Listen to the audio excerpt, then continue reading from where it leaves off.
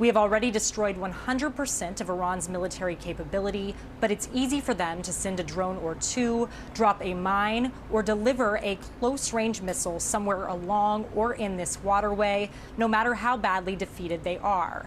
He just said he destroyed 100% of Iran's military capability, and then, in the very next breath, explains how easy it is for them to deploy drones, mines, or missiles. This isn't just a contradiction. If their capability is 100% destroyed, why are we worried about them sending anything? Welcome to Partisan Pulse, where we break down the biggest political moments and expose what the headlines leave out. The reality on the ground tells a completely different story from Trump's pronouncements. President Trump is calling on other countries to help secure safe passage of ships through the Strait of Hormuz. Trump specifically called on China, France, the UK, and others to help. Shipping traffic has been at a virtual standstill in the strait, caused gas prices to spike. In a new interview with MS Now, Iran's foreign minister disputed the claim that the strait is closed. This is a big area of focus right now, as roughly 20% of the world's oil travels through the Strait of Hormuz. And President Donald Trump has posted about this several times over the weekend. I want to pull up part of one of those posts for you now. In it, he said this: many countries, especially those who are affected by Iran's attempted closure of the Hormuz Strait, will be sending warships in conjunction with the United States of America to keep the strait open and safe. He added that he hopes, emphasis on hopes there, that China, France, South Korea, and the United Kingdom will be sending ships. In the meantime, he says that the United States will be bombing the shoreline. Now, in a separate post, he reiterated his calls for other countries to help secure shipping in the passage, adding that he believes this should have been a team effort all along, and now it will be. He said the United States will be helping with coordination to ensure that this is done quickly, smoothly, and well.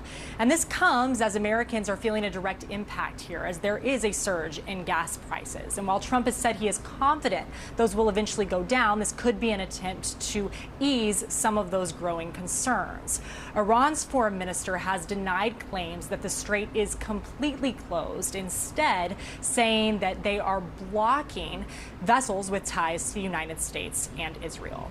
A week ago, President Trump told Keir Starmer that he didn't need help from the British, especially coming in after the U.S., in his words, had already won. Fast forward to this weekend, where he's asking for help from China, France, Japan, South Korea, the UK, others as well, to continue passage through the Strait of Hormuz. That's not how that works. A week ago, Trump was telling allies like the British that their help wasn't needed because America had already won. Now he's desperately calling on China, France, Japan, South Korea, and yes, even the UK to send ships to the Strait of Hormuz. This isn't just a flip-flop, it's a complete 180-degree turn that exposes the hollowness of his earlier claims.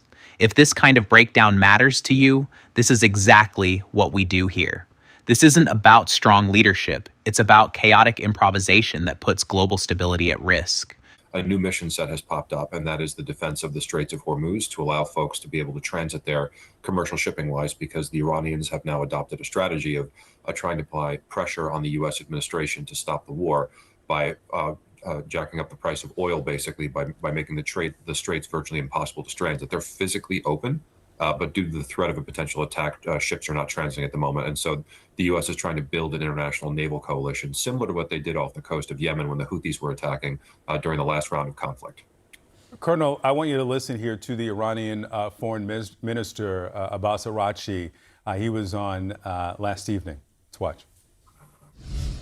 I can say that the strait is not closed, but it is only closed to American, Israeli, ships and tankers, and not to others. So he says it's open. Are countries, companies likely to test that assurance? I mean, consider President Pezeshkian said that the Iranians were sorry for attacking their Gulf neighbors, and then continued hours later to attack them and still are. This isn't some abstract geopolitical maneuver. It's a direct hit to your wallet. Iran is deliberately driving up oil prices as leverage against the U.S. administration.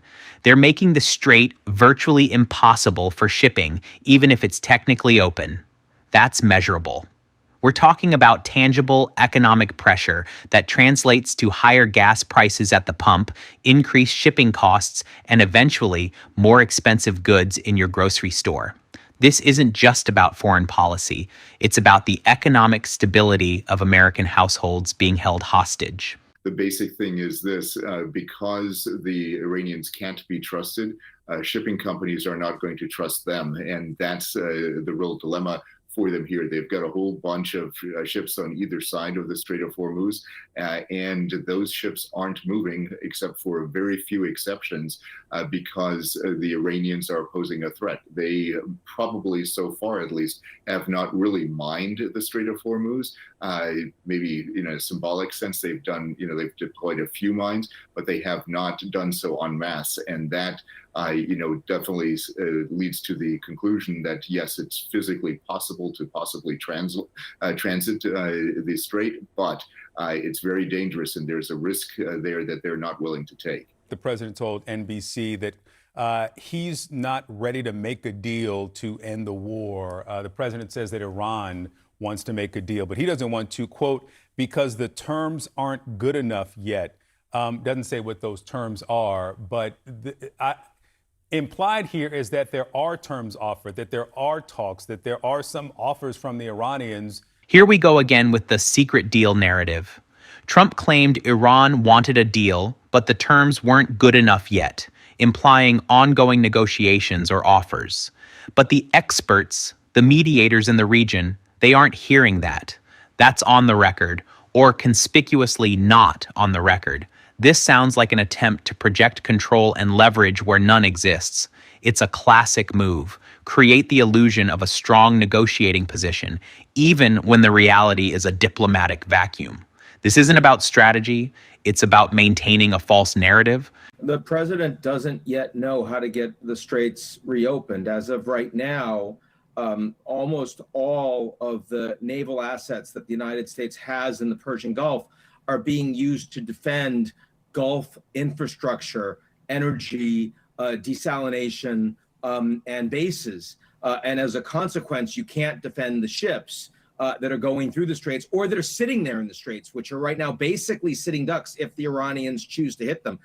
That's why President Trump is suddenly calling pretty urgently for every country around, including China. He's asking for other countries to send ships. And this, remember, the United States, when they launched this war, went with the Israelis. They weren't asking anyone else to be a part of it. They weren't giving anyone else a heads up. They were telling the Brits, we already won. That was just last Saturday. It's too late for you to send any ships. 1 week later, he's saying we need a global flotilla.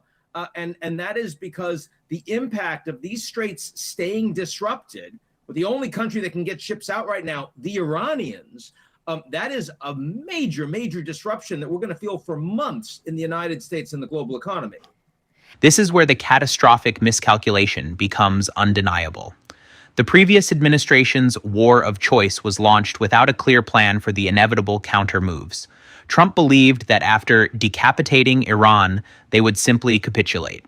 That's documented failure. Now, with the straits effectively closed, he's desperately calling on other countries for help, a stark contrast to his initial unilateral approach. This isn't just about foreign policy.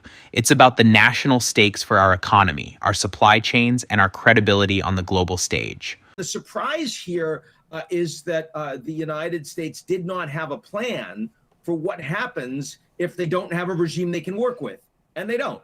I mean, everybody knew that the Straits of Hormuz could be made impassable by the Iranians. I mean, this is something that the CIA analysts and the Department of Defense analysts have been working through for decades. It's been scenario planned every which way. So that doesn't come as a surprise. But Trump wasn't worried about it because he said, well, after we decapitate the Iranians, they're not going to do anything. They're going to need to work with us. That turns out to not be the case at all. And so 2 weeks into this war, a war of choice. Trump's timeline, Trump's preferences, Trump's extent of targeting, you still got the straits closed with no way out. And it is urgent for Trump, who is now facing $4 gas real soon in the United States. And, fertilizer, you don't get fertilizer through. It's too late if it's after the planting season. That's going to come through food costs all over the world, grocery stores in the United States. Too late if you don't get that done urgently. So he does understand the urgency. He just doesn't have a plan for it. Here's the stark reality. American naval assets are so stretched defending existing infrastructure that ships in the strait are basically sitting ducks. That's measurable. This is why the president, who claimed we won, is suddenly making urgent calls to China and other nations for help. It exposes a massive gap between the administration's claims of strength and the vulnerable reality on the ground. The lack of foresight, the failure to plan for this entirely predictable scenario is now putting lives and global commerce directly at risk.